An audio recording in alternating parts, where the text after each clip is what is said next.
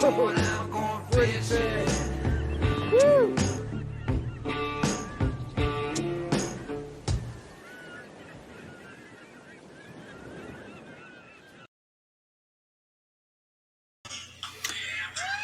Hey everybody, Jim Sammons here, the Kayak Fishing Show, live, as always, brought to you by Ballast Point Brewing Company. It's very hot out here today. I'm very thirsty. Gonna have my all-time favorite, we'll get it out of the glare, Grapefruit Sculpin IPA. Cheers to y'all. Happy Friday. Hope everybody's doing good. So my guest today so far hasn't shown up. So so we'll just chat for a little bit and wait till he actually shows up in the room there. Last week didn't do a show, did a nice little staycation here with my wife. If you've come to San Diego, we went to the Bahia Hotel for a couple of days. It was very cool, right down on the bay, on Mission Bay, South Mission Beach. So highly recommend it if you have a chance or you're coming into San Diego. It was a cool place to stay. Kind of old school, but we had a great time. I did get out fishing this week. If you've seen some of my pictures of fish, or at least cut up fish, it was actually kind of funny. I went out with my buddy Matt and Rob Lang, who's a former professional hockey player, and went on Rob's boat. And because the tuna fishing has been pretty good, we got out to the spot and it was just filthy, dirty water. It was really weird. The fish were very line shy, even in dirty water. So the guys were dropping down to 15-pound test and getting broken off. I was fishing 20-pound Seaguar Gold Label, and I was able to land my fish. The problem was we just weren't getting a whole lot of bites. So not the next day, but the day after, Rob Lang went out on the boat by himself and sent me this picture. 10 yellowfin tuna, solo. Caught 10 more that he released. Kept 10, released another 10. We landed one fish between the three of us, and this was just 2 days later. So you can just see how things can kind of change. The key was having a lot of live bait and chumming and trying to get those fish. It was drift fishing, no kelp patties, anything like that. And the fish were just up and down really quickly. Obviously, he sent me this message, said he left the bait barge at 7:15 and had his limit by 9. So that shows you how close these fish were. So congrats to him. And hopefully we'll get our boat back because my trailer is still down, and we'll be able to get out and chase some tuna next week. I wouldn't go out this weekend anyway. You know, it's a busy holiday weekend, and I'm certainly not into fishing holiday weekends at all.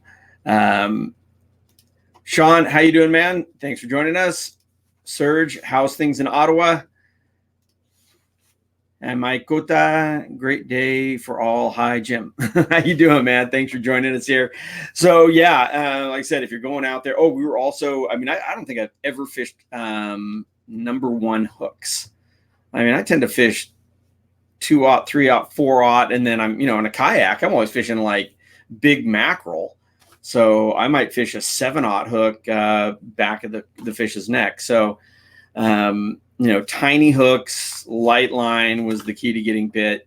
But like I said, he slayed them. We went out on Tuesday, so he went out, I guess that was just yesterday, and just slayed them. But there was also, it's a gong show out there. There's so many boats. There's been altercations with boats, because these guys are drift fishing, and then you get somebody comes trolling through the whole pack or ripping through. We saw a guy do donuts around another boat and throw a beer bottle at him. It was absolutely ridiculous. So if you're going out there, remember you're going out to have fun. Come on. Do you really want to go out there and be stressed like that? Not me. I won't go out on the holiday weekend anyway, but like I said, it's just just seemed really crazy. I think you guys may have seen, if you looked at the page earlier today, Cyber Fishing is doing a giveaway. So, you know, you do have a chance to win a Cyber Fishing rod sensor. But remember, once again, and I post this up every time just because they are giving you a deal if you use the code CyberJim on their website. If you want to buy one, you can get 15% off. It is a super cool item, and I've really, really enjoyed having that. The other thing that I wanted to show you is actually, I'm a watch guy. I always wear a watch. And I've been wearing these watches for, I think this one's about 6 years old. This is the Hook and Gaff. This is their moon phase watch. And I mean, this thing, like I said, it's 6 years old or better. And it still looks like new, and it still works like new. It's in great shape. I wanted one that was a little dressier for sometimes, so I got a black one. And now one of the cool things is they are now, they're no longer selling through retail shops. They are only selling direct, which means now you can actually buy their watches at wholesale price. So where, you know, I was getting these watches for like $800 before, now they're $500. They've got this one, and I saw this one, and it's a limited edition, and I just had to have it. You know, it's really hard to see in here because kind of the glare on it. Yeah, it doesn't show up well at all. But again, just a beautiful watch. And this one is called the King Tide. And so it has the tide phases on the watch. And it's absolutely beautiful. They're super light titanium cases. And just like I said, the one I've had for 6 years still looks new. So like I said, I'm a watch guy. I've got a bunch of watches. I love wearing watches.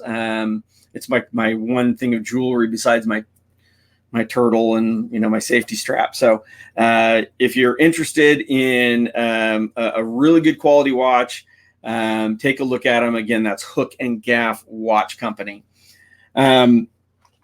So there's this guy who said he was going to show up for our show 15 minutes before the show started. And I can see him now just dropped into the waiting room to join the show.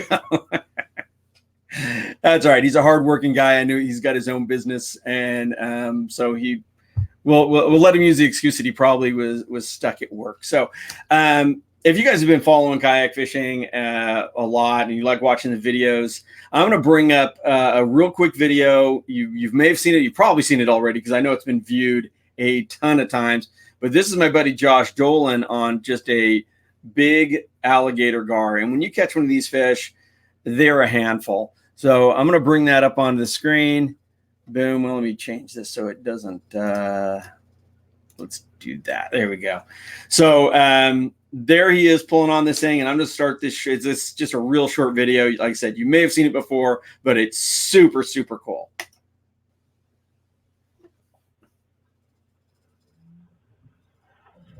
I mean, that's a big animal slamming its head into the side of your kayak. And like I said, I think for me, when I've landed them, and I mean, I've only gone and done it once, but we landed about 5 of them, I think. And my biggest was 140 pounds. But the thing about them is, like I said, I never thought that the fight was all that much. At least none of the ones I caught. The issue is dealing with them next to the boat, because they will do that right next to the boat. They will headbutt you, and man, they got a mouthful of teeth. So with no further ado, I'm going to bring up my buddy Josh Dolan. Have rods, will travel. Josh. Jim. What's your excuse? Man, look, if you know anything about me, you know I'm never on time. All my friends will tell you that. I'm always late. I apologize. Traffic, work, you know the deal. But anyway. How are We're you here now. Good. It's Friday. Work week's over with. Time to party, so we're good to go. No complaints. Yeah, very cool. So like I said, people, if anybody who's followed Josh at all, he's what I've seen. I mean, he's hardcore. I mean, the guy will drive for hours on end to get to a fishing destination, sleep in a parking lot, to be on the water early, go fish in freezing conditions. I mean, hardcore. You are the epitome of hardcore. in my opinion. I appreciate that. It means a lot coming from a guy like you. No. But yeah, man, it's just you got to make sacrifices to do what you love to do, and I can't afford hotel rooms everywhere I go. I can't afford to fish when the weather's nice. I got to fish when I can. So that usually means fishing when the weather sucks and sleeping in your truck when you have to and all that good stuff. So just part of it, man. How do you sleep in a truck? I mean, you're a kind of a large guy. Yeah. Luckily I fit into the vehicle okay. And the fact that I am a large guy helps me with that extra padding. I don't have to worry about it too much. It's just, it never gets any easier, and it's never comfortable, and it's never fun. But I mean, I don't know. I've had guys telling me, man, why don't you just get a tent? Why don't you do this, do that? It's just, if you set up a tent, then you got to take a tent down. It takes too much time. So Walmart parking lots are my home away from home. No matter where you go, you can always count on being a Walmart somewhere, and usually they won't kick you out. So it's not too bad. So where do you stand on this whole Chick-fil-A versus Popeyes chicken sandwich thing? Chick-fil-A all day. You don't go to Chick-fil-A for the food necessarily. It's the kind people that make you feel like you belong. It's just you know. Is that right? It just has everything to do with customer service. In a world where people are mean to each other, it feels good to go to an establishment where people might care just a little bit. So that's interesting. I've honestly never been to a Popeyes, and I've never been to a Chick-fil-A. Right. So my argument there was like, people were like arguing over these stupid sandwiches, and I'm like, you know what? I don't have to go to those places. You know why? I have Mexican food. Dude, I would be 200 pounds heavier than I am now if I ate Mexican food as much as I want to. It's ridiculous. I love Mexican food. But the only gripe I have with Chick-fil-A, man, is they're not open on Sundays. And anybody watching this has had that same feeling where Sunday rolls around and you get hungry and you're like, man, I could go for Chick-fil-A. And too bad, so sad, they're not open. So, whatever. So anyway. you are in Virginia. Yes. You're also friends with our buddy Wes Seigler Reels. Yes, I am. And we have some of the same sponsors, Jackson Kayak and Yak Attack. Yep. Your thing is really kind of going after. I mean, from what I've seen, and we did have a chance to fish together for a few days. Right. Unfortunately, we didn't have good conditions, but which is typical for whenever I'm going on a shoot anywhere. Right. But you've caught a lot of really big catfish. But I mean, it's because we'll get to the alligator gar thing in a little bit. But right. Kind of big catfish is kind of one of your things, isn't it? Yeah. The cool thing about living in Virginia and living where I live in Virginia, which is Richmond, we are central to tons of vastly different fisheries, but all exceptional fisheries. But the top one that Virginia is primarily known for worldwide, I would guess you'd say, would be the blue cat fishery and just the catfishing scene in general. The James River pumps out upper 90s fish, mid 90s fish regularly. And there have been triple digits caught on the James, but Virginia is home to the world record blue cat at 143 pounds. That was caught out of Bugs Island Reservoir, which is on the Virginia-North Carolina border. But yeah, man, I was fortunate, like many of the fishermen that live around here. We were brought up in an area that's very rich and in different fishing opportunities, and just catfishing just happens to be one that's right at the top. So yeah. And what you were telling me recently, you've kind of discovered a new fishery there that seems to be growing with was it snakehead? Yeah, so the northern snakehead, they're a species that has a lot of controversy around them, which some, if not most, is justified. They showed up somewhere around 10 or 15 years ago in that DC, Maryland, Northern Virginia water, and they've just continued to spread, and primarily spread south just because we're warmer the more south you go, obviously. But man, it's just one of those things where the mainstream media, if you want to call it that, but the mainstream media and fishermen in general didn't understand the impact, and it just like anything that's new and kind of unsure, everybody freaked out right away. Everybody, decided that these fish needed to be eradicated, and they they probably thought it was going to be another Asian carp kind of thing. Yeah. Or as much as the blue cat fishery is great here, it's kind of the same problem, and that's when you come to cat fishermen, that's kind of a touchy subject because they love the catfish, and I get it, but you can't go into downtown Richmond and put any sort of piece of bait on the bottom longer than maybe 5 minutes without some sort of catfish. I know that wasn't the case when you came. That doesn't count.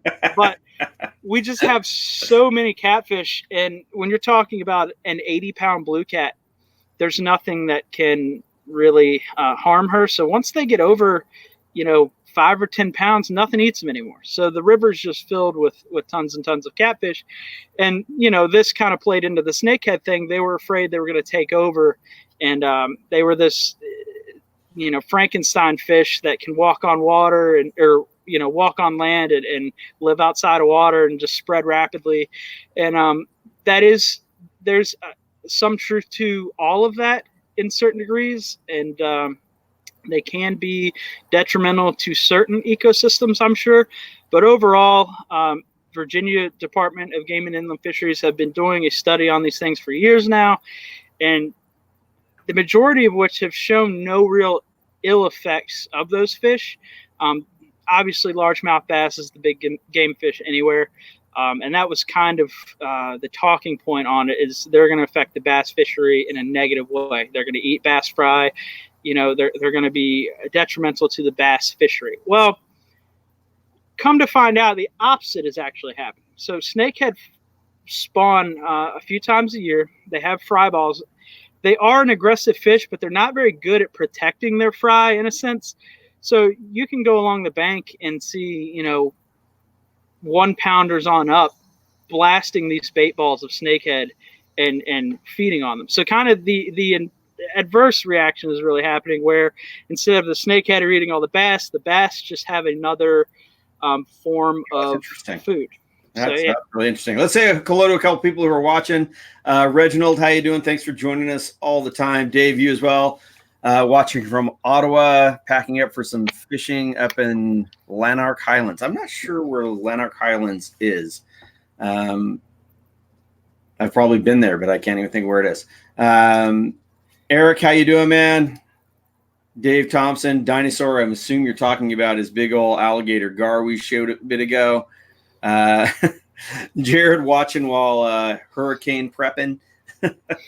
Yeah. And another one, Aaron from Renfrew, Ontario. So we got a lot of Canadian viewers here. Right on. Larry, how you doing, man? And Dave says snakehead are delicious. I can't say I've ever eaten one. I haven't either. I have my snakehead knowledge is very I wouldn't say knowledge, I'd say experience. My snakehead experience is very surface. Like, I'm just now getting into it. My friends are way more experienced than I am. I've had a good spring and summer of targeting them, but yeah, they are some of the best freshwater fish you can possibly eat. Nice flaky white meat. Yeah, they're good stuff, man. A lot of people think bowfin and snakehead should be more or less the same thing, and they're not.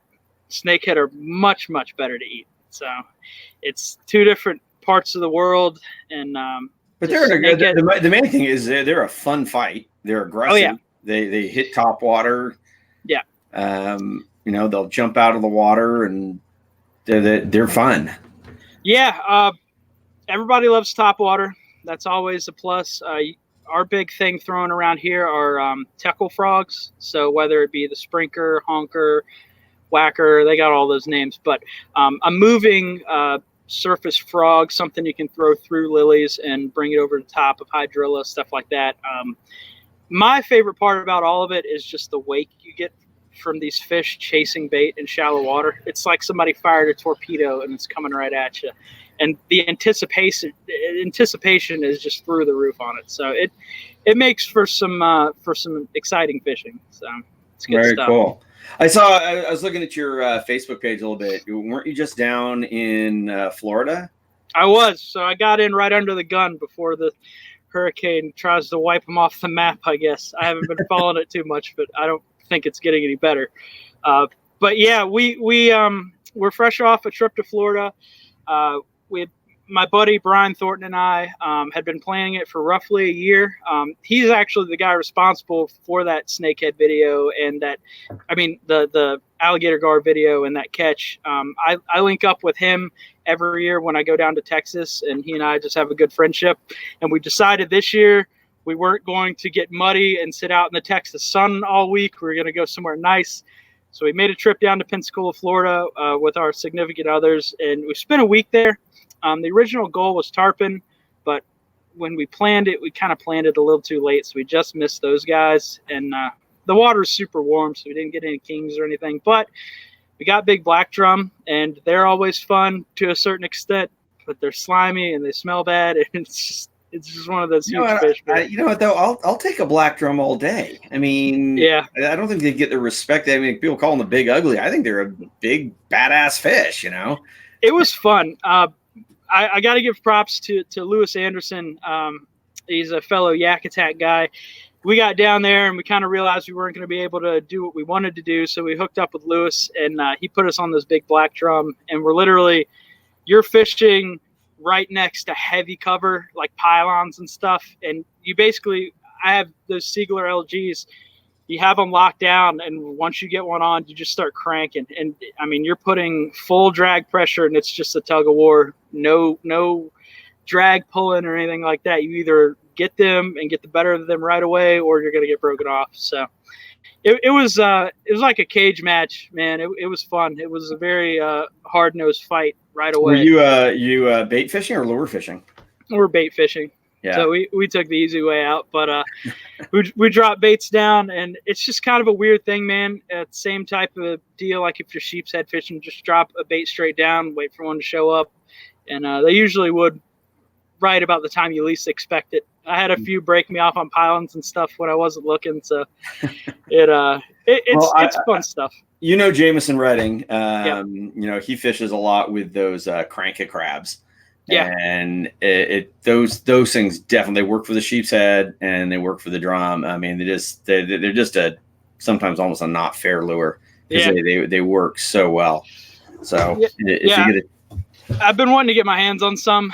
We have the Chesapeake Bay Bridge Tunnel here, which has, I would say, some of the biggest sheep's head in the world, and I would like to use those and get out and give them a try on those sheepies out there, but too much fishing, not enough time. Yeah. It comes down to. So. Gene Wilson, hi Jim and Josh. Might have to watch later on the river with iffy reception. Excited to hear your chat. Thanks for joining us, Gene. She's like the big kayak fishing cheerleader. I tell you what, if she catches another big bass, you might just need to kick me off of here and just get her on. Because, dude, I've not seen somebody catch so many tanks. That's crazy. Yeah, she's. I've seen some of the pictures of what she's been doing, and I've never met Jean, but everybody speaks very, very highly of her. So it's very cool. So I had something in my head I was gonna ask you, and then that question popped up. The alligator gar thing. What prompted you to want to go down there? Because I think I had never really thought much about doing alligator gar until I'd seen you had done it. Right. And it's a pretty impressive fish. Yeah. Everything I do, you know, I'm relatively young compared to my peers. But everything I do kind of spans back to my last few years of high school, which was about 10 years ago now. So that is right about the time where Jeremy Wade, River Monsters, all that. Is that when Liz Sigler was your gym teacher?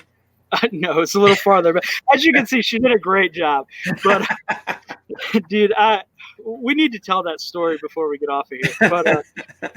But no, man, it was just one of those deals where I was heavy into playing sports when I was in high school. And as I was transitioning out, I always had the love for fishing. And it kind of got motivated by the whole river monsters thing. As kind of cliche as that sounds, the most fishermen, I look up to Jeremy Wade, and I know a lot of his stuff was theatrics for television to get the non-fishing viewer in there, but I've read a lot of his books, and that's kind of where the inspiration to chase the alligator gar came from. Seeing that stuff and just having that desire to chase the biggest fish, or one of the biggest fish we have in North America. So my original trip to Texas was in 2014. It was pre-crazy alligator gar video and huge fish. It was where I first met our friend Bubba Bedre. I ended up taking a 95 Ford Ranger, driving it 21 hours straight from Richmond, Virginia to East Texas, fishing solo on the water for a week. I landed a 6-footer on my last day. It was crazy, camping out, sleeping in my truck a lot. I mean, it was the hardcore thing. Like, that's what kind of got me started doing all this stuff. And then on the way back from Texas, my transmission blows up in Talladega, Alabama at like 12 a.m. So it's just the Texas thing, man. I seem to find this desire everywhere I go to just want to be there longer. And Texas, especially East Texas, has really hit me that way. It's just, for somewhere that's has so many people in the state of Texas and everything, it's such a wild place once you actually get onto the water. I mean, you're talking javelinas and wild pigs and or alligators and these huge alligator gar and all that stuff. It's just it's a miserable place, and it's probably one of the most miserable places in the country to be in August. But it's just hot and humid and muddy, and the bait makes you gag because it's fish out in the sun. It's just, man, but it just speaks to something deep down where I just I need that adventure in my life, and that was just the first big thing I did outside of Virginia. So just kind of where it came from, I guess. Well, for anybody who maybe didn't see it at the beginning, I'll drop this thing in here one more time. Get a couple buttons there because apparently So let's here's this video one more time, and this is a big old alligator gar. And you can see why they're called that. Man, they sure look like one when they got that mouth open like that. Oh, yeah. And the thing that gets everybody about this video, which they can't believe, is the fact that I didn't flinch. And what they don't know is that was about the 5th time that thing had jumped by that point. And alligator gar, like you said, they don't fight super well initially, but once they start getting that top of the water column, they know something's up. They're not used to that. So once they get up and their nose breaks the surface, they know things are not going well, and they do that. And it's if your appendages are anywhere close to that, you're in trouble. So yeah, I mean, their head is like a giant brick. Yeah, I mean, it is so freaking hard. Yeah, I mean, just that where you see them just wagging that head from side to side, when that hits the side of the kayak, or because I had one do exactly the same thing to me. Yeah, and I mean, when they hit the kayak, if that was to hit you and those teeth are out there, man, it can certainly do some damage. It's like having, a couple of wood saws just thrown in your direction at any given time. And the thing about East Texas, which your viewers may or may not know, when you're out there on the river, you are a solid hour at least from any sort of medical attention that's going to help you if you get ripped open by that thing. So it's kind of one of those deals where you got to be able to accept anything that might happen when you're chasing something like that. Yeah. So, hey, we got a hello from Bubba Bedre, our good buddy. If anybody is interested in getting down and catching these fish, whether it's from a kayak or a boat, Bubba Bedre is the man. I mean, I'm friends with him. He posts almost daily another monster he's got. Yeah. Bubba is the dude. If you're going to Texas and you want to chase these things and you're not a psychopath like me, you want to get with somebody that knows how to catch them, Bubba's the dude. Absolutely, hands down. The whole deal about that 2014 trip I took, Bubba, about 3 days into that trip, this is 3 days with no bait. I got some bad information right away. I thought bait was super easy to catch. It was not. So I went 3 days down the river with no bait and no ability to catch any fish. And Bubba, at the time, had this huge mega cab Dodge, and he pulled up right to the edge of the riverbank, which is about a 60-foot drop straight down. And he winched my kayaks up and out, got me some bait, and then got me readjusted into an area where I would catch fish. So Bubba is solely responsible for helping me get that original fish back in 2014 that sparked the desire for me to come back every year. So if you want big alligator gar, Bubba's the dude to go with. Yeah, no doubt. for sure. Like I said, I mean, if you follow him on Facebook, and like I said, you'll just see every day he's posting more and more of these huge fish. Right.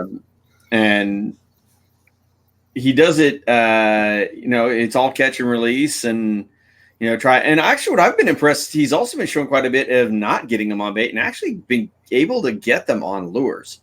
Yeah, which is super impressive.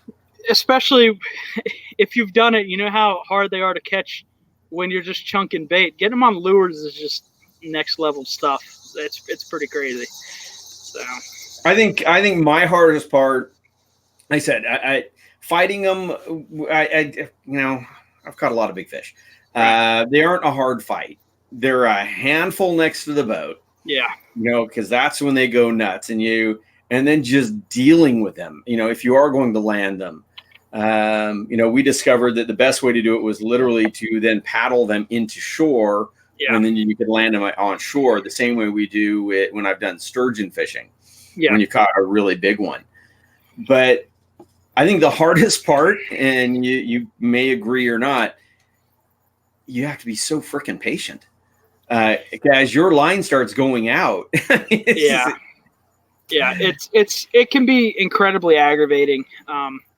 Luckily, we have long nose gar here, and you have to kind of do the same thing. You have to wait a long time. So I come from a background where I target gar here regularly.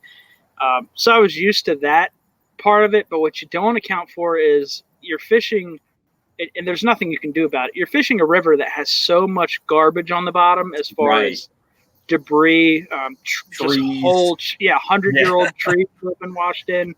So I think every trip I've been down so far, which is I think 4 different years I've went down now, every single trip I've had at least one fish, a decent sized one, go under a limb to where you have to, and this is kind of the part that most people can't comprehend. If they go under a limb, more chances than not, you have to cut your line, let that fish swim through, and then reattach your line, do a line to line knot once they're through that obstruction. So when you're talking about a fish that at any moment, any little sound or anything could set that fish off running at a pace in which you can't keep up with because you're in a kayak, you could lose that fish altogether. So it's one of those deals where the fish is going through a tree, you cut your line, you got to do a quick overhand loop knot so your float and everything doesn't come off, and then you send that through and just kind of pray to the fish. Yeah, pray to the fish gods that it's all going to work out, and it'll pop up somewhere, and you just got to go retie and make it happen. So it's there are certain nuances about it that are very like make or break when it comes to landing big fish like that. Right. So, I never had to do that, but I mean, I could certainly feel my line go under trees. Yeah. And I remember I had one where it went under a tree, and I managed to work him back under the tree. Yeah. I got very, very lucky. But like I said, they're such a handful.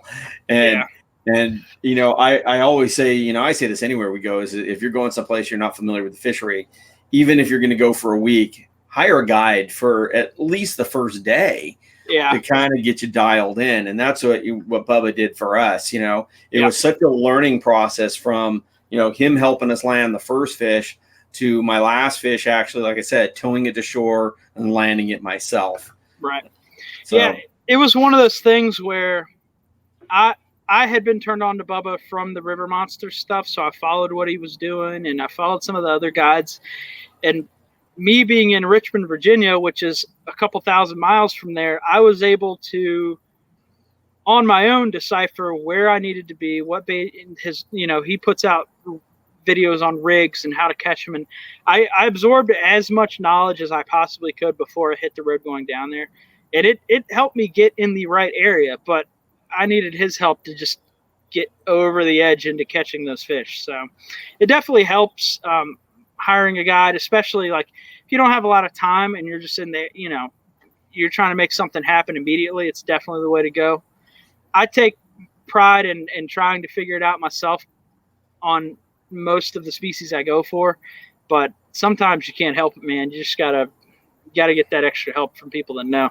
Yeah, and even things like I mean, if you're dead set against hiring a guy, definitely doing your research, talking to locals. If you can talk to the local tackle shop, they're going to give you the best insight, and that's the true for any fishery, anything. Absolutely. Nikita said a pucker moment for sure. Yeah, when they do that, it definitely makes you pucker. Mark Randall is watching on our YouTube channel. A good name for it. Looks like an alligator. Looks like the fight is a large halle, goes crazy at the surface. Yeah, except like you said, I mean, this thing's got an open mouth full of teeth that are just gnarly. Gene says that's the way I remove lures from trees. With huge bass, with giant 15-pound bass, I guess. She gets them hung in the tree first, then they just swim along and eat them. That's fine. Taps the float. No, man. It is important to say though, like fish like the alligator gar that are big and scary to most people, they're not necessarily cognitively aware. Like they don't know really what's happening. So it's not a fish that you need to worry about once you land it or once you get close that fish is trying to hurt you. It's just a reaction thing. Like you land it and it's thrashing, trying to get back in the water, and you just happen to be in its way. These fish, my personal experience with them, I don't think they're cognitively aware, so they don't really know what's happening. So it's one of those fish where, though they look big and scary and mean, they're not really big and scary and mean. They're kind of built for their environment. Yeah, exactly. So they feel something pulling on their face and they're pulling against it. Right. They get a bad rap, but just from the mean part, they look mean. But a fish that size is 30, 40 years old plus, and they're really a national treasure. They're one of the last huge dinosaur type creatures other than the white sturgeon, which is kind of dealing with the same type of problems. We need to be able to preserve those fish, that way they last long into the future. Yeah, and that's why the whole bow fishing for them, I mean, it just seems like such a waste. Yeah, we could spend this whole thing talking about my feelings about bow fishermen. I'm not gonna die on my sword here today. But when it comes to bow fishing, you just need to take into account what you are killing. You're killing a fish that is, chances are, it's at least as old as you, if not twice as old as you. It's basically the age of your parents. And if even you and your friends go out and shoot 1 7-footer a day or 1 7-footer a week, it takes 40 years to get a fish that big. You're not. It's just simple mathematics. You're not going to be able to resupply that population. It's not like going out and catching panfish. And okay, I caught 50 sunfish, and they're just going to respawn and they'll be back again next year. It's not the case. You are taking a dinosaur that has lived without human interaction, chances are, for like the last 40 years, and you put an arrow in it for a picture, which you could get if you just caught it, and then you're doing whatever. You harvest it, you leave it on the bank, you give it to your neighbors, you put it in your garden, whatever the excuse is. But bow fishing for carp and other species, whatever. I can't sway you one way or another, but bow fishing for alligator gar, it really needs to be thought about when you take into account to what you're actually doing. And even if you're not bow fishing for them, catch and release, you really need to consider catch and release, especially for those big old fish. So. Right. And the same thing is true with like billfish, Yeah. And what we always say is, that fish is so much more valuable alive than it is dead. Sure. For the economy and everything. And I know Bubba posted a picture just yesterday, I think it was, and there were several, 7-foot fish dead on a bank. Side by side. So that somebody came in there and killed these fish. Yeah, and like I said, man, I could spend the rest of our time together talking about it, but they're a if you need to put it in terms of a monetary value to make you care about it, they're bringing me from Virginia. I'm spending thousands of dollars to go catch them. They're bringing tourism from all over the globe to catch these fish. But Bubba and those guys are extremely lucky in the fact that they have one of the last major populations of big fish. That draws in people from Sweden, Japan, South America, wherever, Europe. I mean, you're drawing anglers from all over the world to your backyard to capture something that they don't exist in the rest of the world. So you really need to take an account to what you have. I mean, like I said, I don't mean to preach about it, but I feel strongly about it. So I agree with you, man. As I kill fish, I eat fish, I love fish. Right. But there's certain fish you need to take care of, and that seems to be one of them. So anyway, off the topic, back to lighter, more fun things. Sure. What else you got going on in Virginia as far as what you've been fishing for? I mean, do you get out for the stripers or? Yeah, the striper for me personally are more of a springtime thing. So like when you came last year, the year before, whenever it was, we have a run of saltwater fish that come up into our freshwater rivers to spawn, and striper are one of them. And that's usually when I target them. You get a lot of schoolie sized fish, but just kind of to tie into what we're just talking about, our striper fishery here is in kind of a state of turmoil in the Chesapeake Bay and kind of all up and down the East Coast. The fishing isn't as good as what it has been in years past. And so now I think the regulations going into next year are maybe like one fish per person per day or something like that. I don't know the details because I'm not on the pulse of all that necessarily, but I know the striper fishing and the striper fishery here is kind of in a very delicate state. So, we're kind of on the same page with the alligator guard and stuff like that. Right. But a lot of it, everybody says it's a recreational fisherman issue, but we have these Menhaden fish oil boats that come into the bay, right, and they're out there just scooping up everything these striper eat. So how are you going to sustain a fishery when they have nothing to eat? So, even if it comes to them stopping by in the Chesapeake Bay on their way up to Montauk or wherever, they're not going to come here. There's no, the basic thing with fish is you got to find the food. And if you don't have the food, you don't have the fish. So, but you have these omega-3 and Menhaden, these fish oil boats that come into the bay and vacuum up all of, the bait fish. You're not going to have big fish if you don't have bait fish. So right. And we see that in a lot of different areas, when they seine up the sardines and the sardinas down in Mexico and all that, and all of a sudden it's like we're not seeing any big fish. All you fishermen are taking the big fish. No, right. People are taking all the food for these fish. Right. So that's kind of the issue we have here as well. But it's just crazy, man. There's always going to be an issue with something somewhere. So that's just what we're dealing with now. We should tell that Sigler story before we get too deep into all this, I think. So since we're on the subject of you coming to town and us fishing together. I came out there to do a shoot with Josh and Captain Sweatpants. And that's another whole story. And I'm not getting into that. But we got to hang out with Wes Seigler. He's a very good friend of mine, and like I said, sponsors Josh, and so we stayed at his house, and we were sitting around. I don't know if you're having drinks and dinner and whatnot, and so Josh tell the rest of it. Yeah. So it's important to note that Jim and I had fished for about 2 days prior to this moment happening.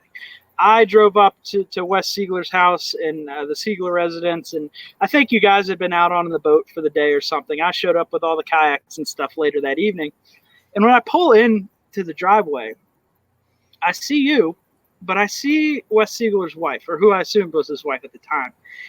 And she just looks so familiar, but I could not put a finger on it. I just, what are the odds I know somebody? That part of the state I don't spend a lot of time in. So there was chances of me knowing this person are next to none. So we're getting acquainted with everybody and everything. And the night rolls on, and Liz, Wes's wife, was in the kitchen getting dinner ready for everybody. And we're just kind of around shooting the breeze and stuff. And then the name Sigler started running through my head, and then it just kind of clicked like a light bulb. But I think also Wes was talking about his time he spent in Richmond as well. They were residents of Richmond for a long time. So it's like, okay, they're residents of Richmond. I know this person somehow. Like, I have to now. They spent time here. Richmond's a small place. I know this person. Well, come to find out, in a rush, it all hit me at once that Wes Seigler's wife, in the time they spent in Richmond, was my fifth grade, probably first through fifth grade, all of elementary school, my physical education teacher. So about this time it hits me, and I go, oh my gosh. And like, I'm telling everybody everything. And I think Liz just took it in a wrong way, but she didn't take it well. So it was just, she took it great, but I think it aged her very quickly. Yeah. Which I didn't mean to do, but it was just really funny. It's right.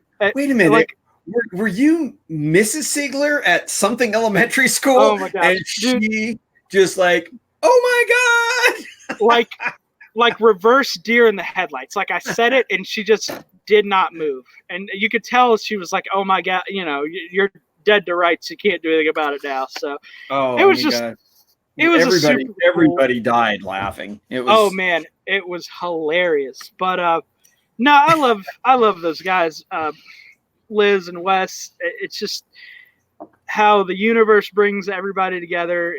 Richmond's kind of a small town, so it's not that huge of a surprise. But just the fact that he got it from the world of cycling and being a professional cyclist into making fishing reels, and me going from some little snot-nosed kid in fifth grade not playing dodgeball like I was supposed to be, to becoming a fisherman, and it's just the world's coming back together. It's super cool, and I'm really proud to represent those guys and just have that extra little tie-in with them. It's pretty neat. So yeah, it's good stuff. Like you said, they're great people, and and again, one of those made in America products that that we love. And I mean, the guy works his tail off. We were very proud of him winning best fly reel at ICAST this year and last year, 2 years running. Yep. So I wish I was a better fly fisherman. Oh, dude. That way I could utilize that product. But well, you know what? I was talking to him because he was down in Florida last weekend, the weekend before, something like that. He went down to Clearwater, right, fly fishing. And he said he was talking to the guy, and the guy just goes, I just stopped setting you up at 60 feet because you were overcasting everything. Yeah. He goes, so I set him up at 100 feet. And I mean, the guy can cast it so freaking far. Yeah. And, I went on a trip with him down there, and we were fly fishing. And it's like, he's shooting at 100 feet, and I'm barely making like 35. Yeah. I've gotten really good at roll casting, and that's about as far as I can go with it. So my fly fishing experience comes out of necessity and needing to be able to target fish that I can't get on conventional gear. So I'm not a cultured fly fisherman.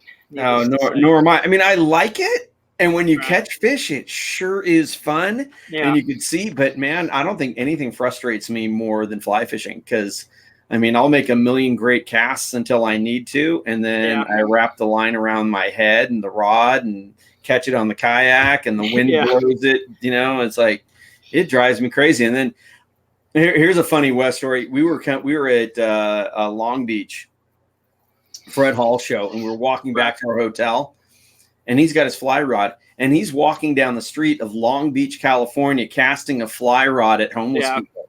He's like, I can lay that line down right next to this homeless guy laying in the sidewalk, and he's casting it down the street. It's just like, I said, good laughs, a lot of fun. I'd be ripping people's wigs off and stuff if it were me. So you don't want me doing that type of thing. But my wife says Liv loves this story. Oh yeah, I'm sure she seemed to really appreciate it at the time. Yeah, she Like I said, I think it just kind of aged her a little bit, or Oh yeah. it was funny. And of course, she's much younger than I am. But Greg Riddle says, "Hey Jim, thanks to you, Jeff Little, Torpedo, and OEX San Diego, I got my 403 AC last week. Yeah, those things are awesome. That's a fun little motor. What's your feeling on motors on kayaks, dude? It's like standing on the tracks in front of a train, man. It's happening whether you like it or not.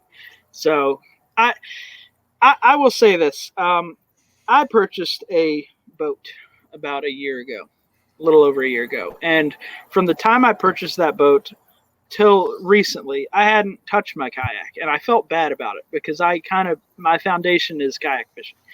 But it kind of hit me about midsummer that I want to start doing these kayak bass fishing tournaments. And that has kind of injected that desire to get back in the seat of a kayak. And I've been doing the KBF stuff here in Virginia for the past couple of months. All right.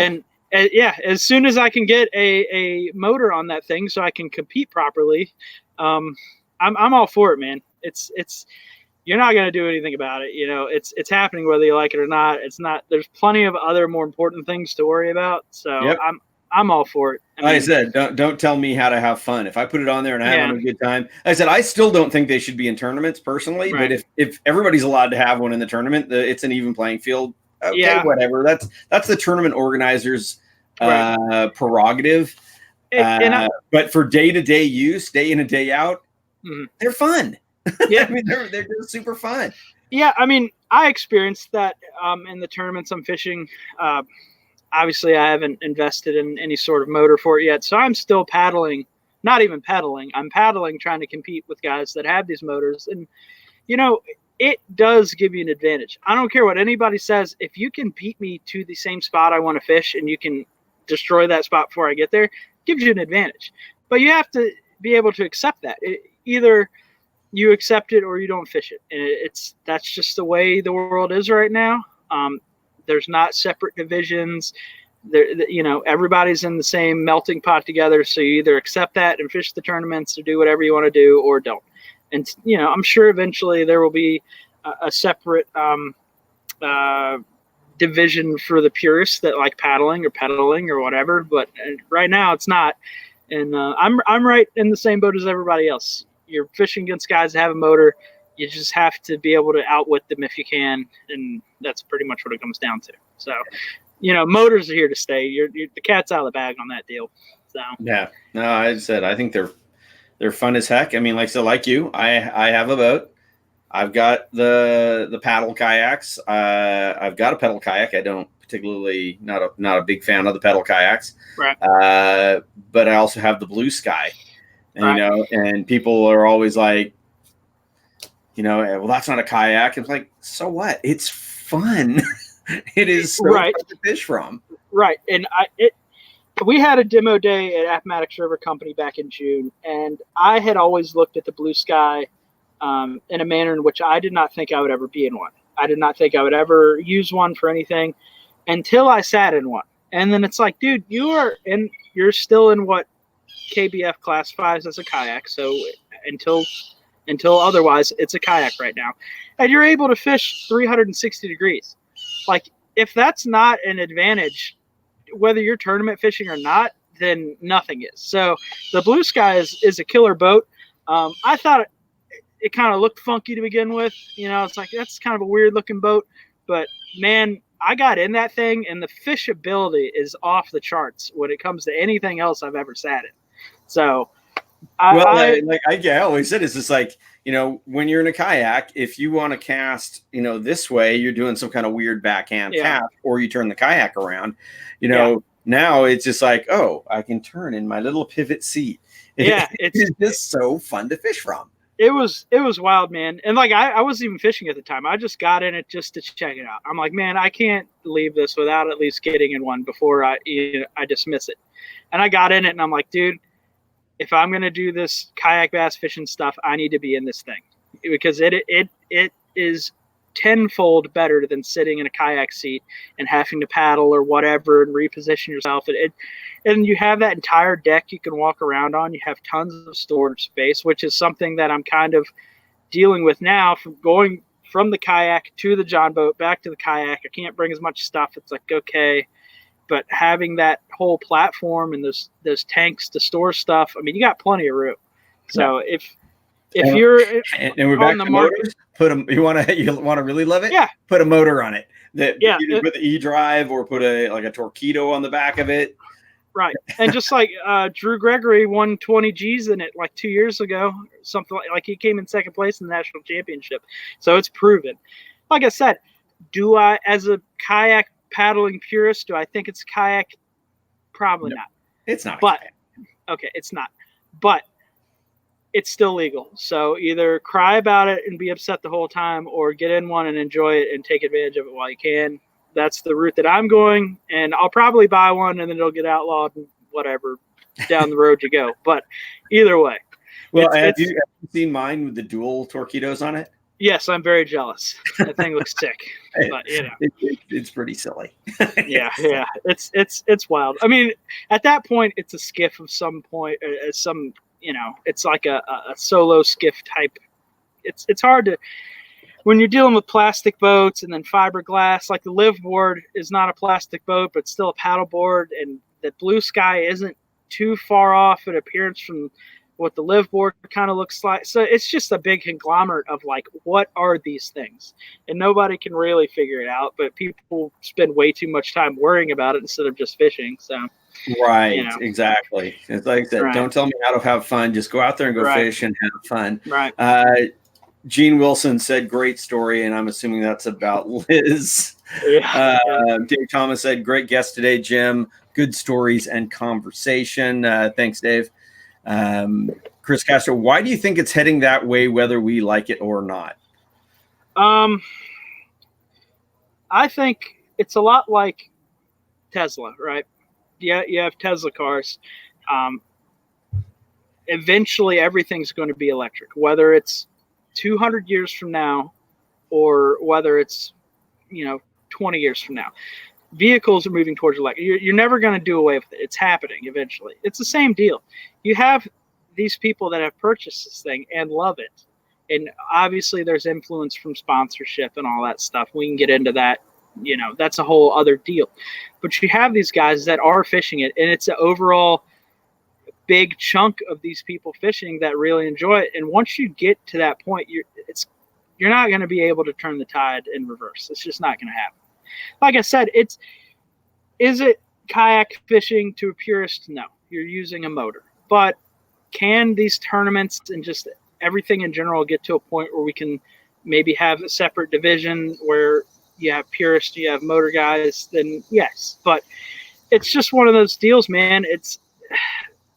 Time goes on and life goes on and things change. And, we're not paddling dugout canoes anymore either. I mean, our boats are made out of freaking polyethylene or whatever plastic. Go back 20 years ago or 30 years ago, guys were using fiberglass whitewater stuff. It's crazy. I mean, innovation happens. We don't all have to like it. We don't all have to want it to happen, but it's going to happen. It's pretty much where we're at with it. My buddy Ulf in Sweden says, y'all want to have a boat, don't you? We both have boats, Ulf. I think the truth is, Ulf, you want a kayak. All I want is his sick name. That dude has a pretty legit name. Man, all I want is to catch fish at the end of the day. That's all I care about. I spend, I would say, 75% of my income doing it. I spend almost 100% of my time thinking about it. All I want to do is catch fish. I'm going to put myself in whatever gets me the best odds of catching the fish that I'm out to catch, whether it's a boat, which I've used for last year, whether it's a kayak that I've been in for going on 10 years now, or whether it's a kayak that I can put a motor on and do that stuff. It's, people really care too much. You need to spend, I am a firm believer, if you spend more time caring about the fish you're trying to catch instead of how you're catching it, you will be a more successful fisherman. But yeah, I mean, I'm not I said, I mean, you got your purist fly guys who only want to catch a fish with a fly. You got your Right. purist lure guys, and then you got, bait guys. And it's like, I want to use whatever a fish is going to eat. Right. It's like, I would rather catch a fish on top water than any other way.